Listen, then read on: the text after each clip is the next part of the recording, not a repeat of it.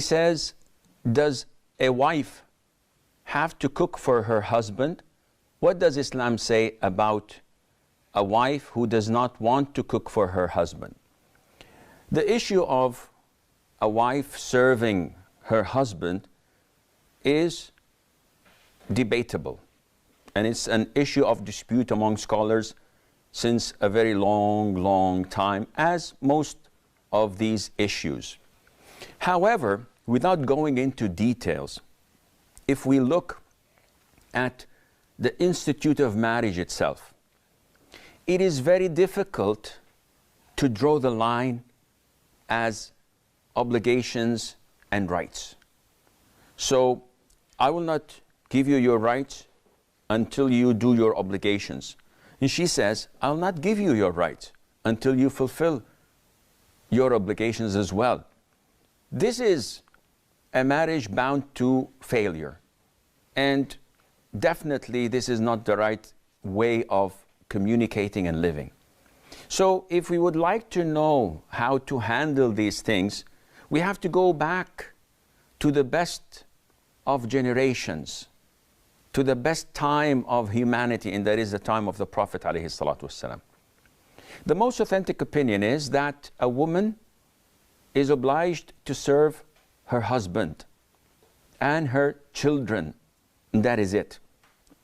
She is not obliged to serve her in-laws, her father and mother-in-law. This is not her duty. But she is obliged to serve her husband. And you can see this clearly in a number of hadiths where the Prophet ﷺ addresses Aisha and the rest of his wives by saying, prepare food for us, bring the food to us. In the hadith of Asma bint Abi Bakr, who was married to Az-Zubair ibn al-Awwam, may Allah be pleased with them all, she says that I used to cater for Az-Zubair's horse, and I used to feed the horse and take care of him.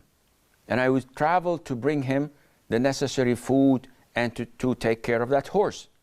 If you look at the hadith of Fatima, the daughter of the Prophet ﷺ, who used to work in her house until it affected the softness of her hands. So she went to the Prophet ﷺ seeking a slave to help her in the chores of the house. The Prophet ﷺ did not tell her, why should you do this? You're not obliged to work. No. He told her, I will teach you something if you say it. It would be better for you than a servant. So from all of this, we learn, we understand that a woman is obliged to serve her husband. Now, if she says, no, I'm not obliged to serve him, in this case, the husband may say, okay, I'm only obliged to give you shelter, which is a house, to clothe you, so I'll buy you one garment a year, and to feed you, and I'll bring you the food on the table. That is it. I'm not obliged to do anything else. Would marriage move on? Would it be full of compassion and love? Or would it be something like a feud between two partners in a losing transaction or partnership? This is definitely not the right way of doing it.